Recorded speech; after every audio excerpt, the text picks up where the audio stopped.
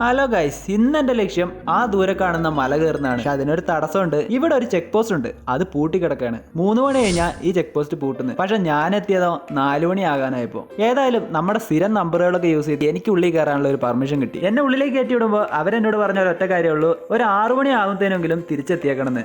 അവർ പറഞ്ഞ എല്ലാ കാര്യങ്ങളും സംഭവിച്ച് ഞാൻ ഉള്ളിലേക്ക് കയറിയേ. പക്ഷെ ഇന്നത്തെ ലാസ്റ്റത്തെ ആള് ഞാൻ തന്നെയാണെന്ന് തോന്നുന്നു കേട്ടോ.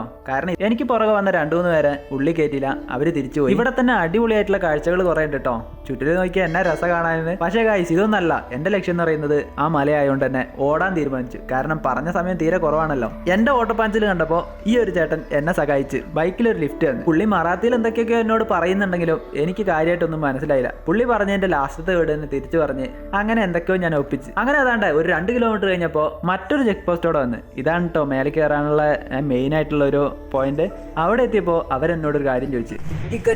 ആകെ ഞാൻ ഞെട്ടിപ്പോയി. പക്ഷെ ഇവിടെയും എന്നെ 2ാമത്തെ വട്ടം കൂടി ലിഫ്റ്റ് എന്ന ചേട്ടൻ സഹായിച്ച് പുള്ളിയുടെ റിസ്കിൽ എന്നോട് മേലേക്ക് കയറി പൊക്കോളാൻ പറഞ്ഞു. അങ്ങനെ സമയം വൈകിട്ടാണെങ്കിലും 2 ചെക്ക് പോസ്റ്റും കഴിഞ്ഞ് ഞാനിപ്പോൾ മേലേക്ക് കയറാൻ പോവാണേ. ഗൈസ്, ഇനി അങ്ങോട്ട് മേലേക്കുള്ള കാഴ്ചകൾ എന്നൊക്കെ പറയുമ്പോൾ അടിപൊളിയാണ് കേട്ടോ. അങ്ങനെ ഓടിപ്പിടിച്ച് മേലേക്ക് കയറുമ്പോഴാണ് 2 ചെക്കന്മാര് രാവിലെ 6 മണിക്ക് കയറാൻ തുടങ്ങിയതാ. ഇപ്പോഴാണ് ഞാൻ ഇറങ്ങുന്നത്. ഇപ്പം ചേട്ടൻ പോയിട്ട് അവിടെ എന്ത് ചെയ്യാനാന്ന് ചോദിച്ചു. ഓമാരോട് ഇനി എത്ര കിലോമീറ്റർ കയറേണ്ടി വരുമെന്ന് ചോദിച്ചപ്പോൾ പറഞ്ഞു 4 കിലോമീറ്റർ എങ്ങാണ്ടുണ്ടെന്ന് ഇതിന്റെ ഫൈനൽ പോയിന്റിലേക്ക്. അപ്പോഴാണ് എനിക്കും കാര്യത്തിന്റെ ഗൗരവം പിടുത്തം കിട്ടിയത്. എവറി ചാലഞ്ച് ഈസ് അക്സെപ്റ്റഡ് മോനെ എന്നും പറഞ്ഞ് ഞാൻ അവിടെ നിന്ന് പിന്നെ ഓട്ടം തുടങ്ങിയേ.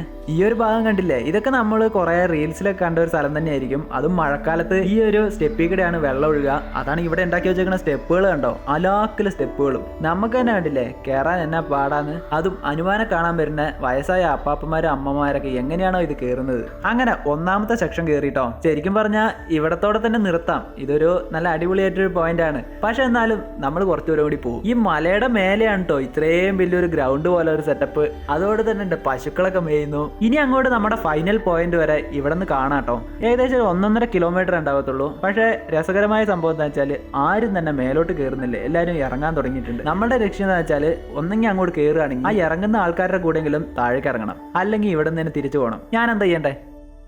നിങ്ങൾ പറയുക, ഞാൻ മേലേക്ക് പോകണോ ഇല്ല ഇവിടെ തന്നെ നിർത്തണോ?